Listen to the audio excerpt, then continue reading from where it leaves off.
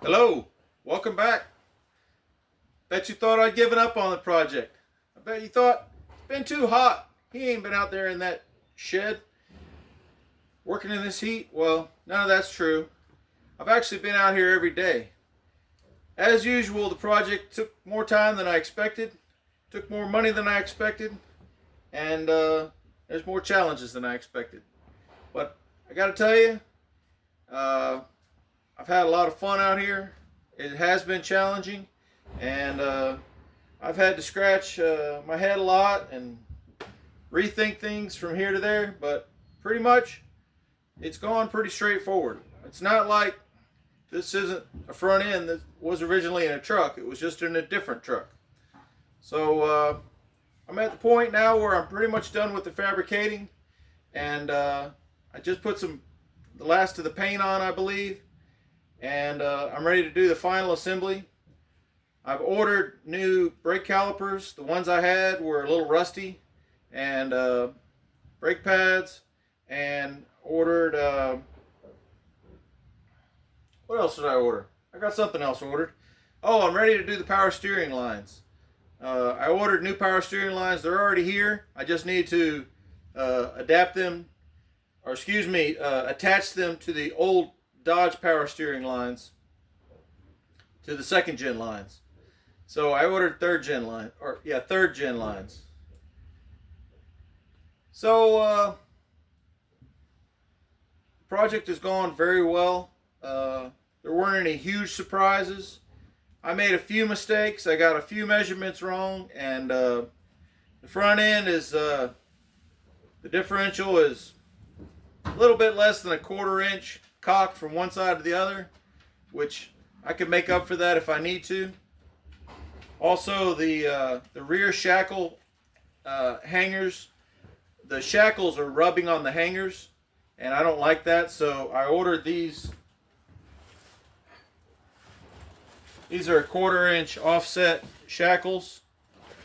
They go a 1/4 inch to the side, and I'm going to try to use these to offset that rubbing, and I'll put a washer between them and the mount. But they came with 1/2 inch holes in them, and these things are 3/8 inch thick. And I tried to drill out one of those 1/2 inch holes with a hand drill, and I can do it, but I need 5/8 holes. But I'm just going to take them to work tomorrow and have one of the guys drill them out on the drill press. And I could do it, like I said, but 8 of these holes by hand, it was really not worth it.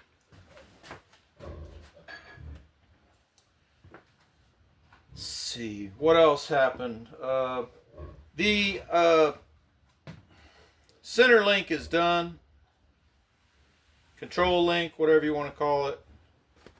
And that went well. But the anti-sway bar, I ended up with a little bit of preload from one side to the other, which is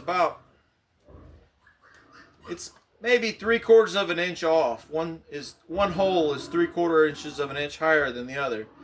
Now, I don't think that's going to make a huge difference on a 1-ton dually truck, but if it does, I can make adjustments to change that later. I'm not sure how that happened, but again, I think it's within tolerance for a 30-year-old truck, a 1-ton especially. But I'm going to show you what I did real quick, and try to explain as I go why I did what I did. Thank you for those that did make comments. Again, I just want to reiterate, in my opinion, the second gen Dodge front suspension is garbage. It was garbage from day one, and it hasn't gotten any better over time. The front steering especially is garbage, and I've just heard so many stories of people putting in all these aftermarket steering box braces and all these fancy parts, and in the end, the geometry is just wrong. It's just wrong, and that's why I wanted to try the rack and pinion. I'm 100% certain the rack and pinion is not going to bind. It's going to be plenty strong. This is the same rack and pinion that they put in F350s and, Dodge Ram 3500s. It's a 1-ton rack and pinion. It's the same one they put in 1500s, 2500s, and 3500s. It's plenty strong. The steering shafts that I made, I showed in a previous video, they're perfectly strong. And again, this is just going to be for my personal use, doing some moderate towing in this area and working on my little farm. And I think it's going to be a huge improvement over what was factory. So I hope that answers the questions as why I did what I did. If for some reason the rack and pinion doesn't work, my next step, I believe, is to switch over to full hydro steering. I still don't want to have a steering box if I can avoid it. And if the full hydro steering doesn't work, then I'll go to the Ford F-250 Super Duty steering box. They put a massive brace on that F-250 box. I don't think I have it sitting here, but all the components of the F-250 are way beefier than this stinking F-3500 from 30 years ago. And in hindsight, I should have just bought an F-250. I don't know. But I love this truck. I love the motor. I think it's a great motor. And now that it's got the 5-speed, I think it's going to be reliable for me. And it's the kind of truck that I'll be able to daily drive if I want to, once the front end is in, because I am in New York and occasionally it gets a little snowy up here. But I'm going to preserve this truck as much as I can because it's from Tennessee. But let me show you what I've done. I've talked too much. And again, I'm sorry I don't do any live action. You don't get to watch me grind. You don't get to watch me weld, which if that's interesting for you, there's thousands of channels out there that do that. This channel is just to be informative for if somebody else wants to do this conversion or they want to decide not to do the conversion based on what I did. I'm just putting information out there. Now, I also want to say that my plasma cutter I got from Vevor I was excited about. It has not worked well for me, and I got so frustrated with it, I decided just to go back to my angle grinder, which I want to get back to that plasma cutter and make sure I can get it to work right, but I ended up just cutting all my components out with the angle grinder. That's what I've always done. And I can tell you, there's plenty of guys online that will confess or that will say the same thing. An angle grinder, a drill, and a welder. That's all you need, really. I mean, there's a few smaller things, but I'm using the Flux Core Chicago Electric 170 from Harbor Freight. And these cheap welders, they're great for a while. And eventually, I know that coil in it is going to go bad. The windings, for some reason, they don't like humidity. They don't like being used, whatever. It'll go bad. So I bought a 3-year warranty on it. And I only paid $200 for this welder. And it's made some really nice welds.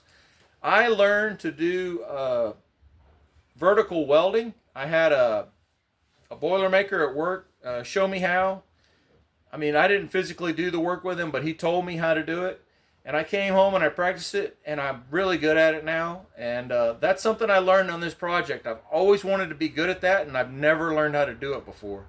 So very happy that that's taken place, and that's a skill, another skill that I have thanks to this project. So let me show you what I've done. I'm going to try to put some light on it.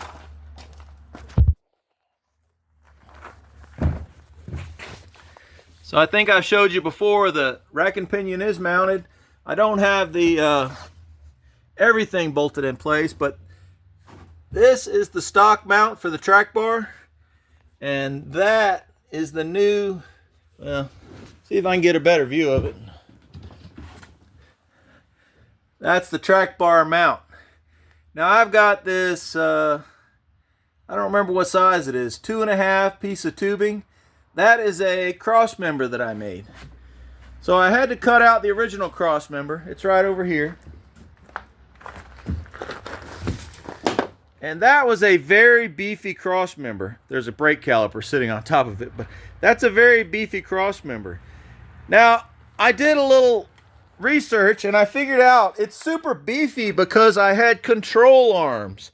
This was a 2-wheel drive, so it had control arms that needed to be beefy. Now, when I looked at the 4-wheel drive chassis that I have for a 2nd gen Dodge, the cross member is much less beefy.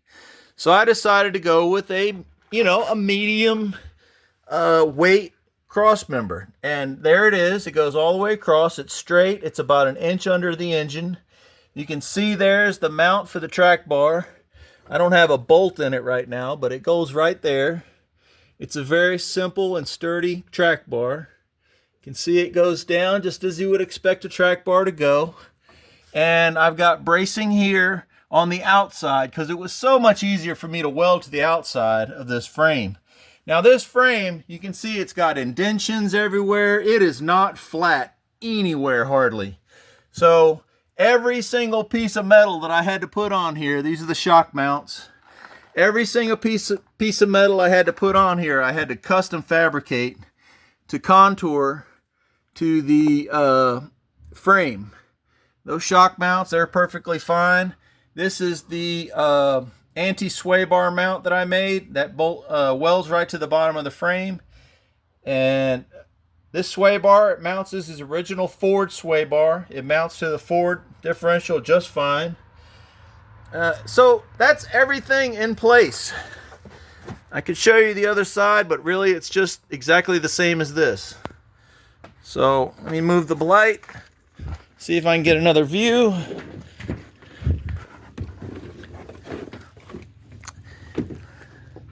Let me go ahead and put that bolt in for the track bar if I can find it.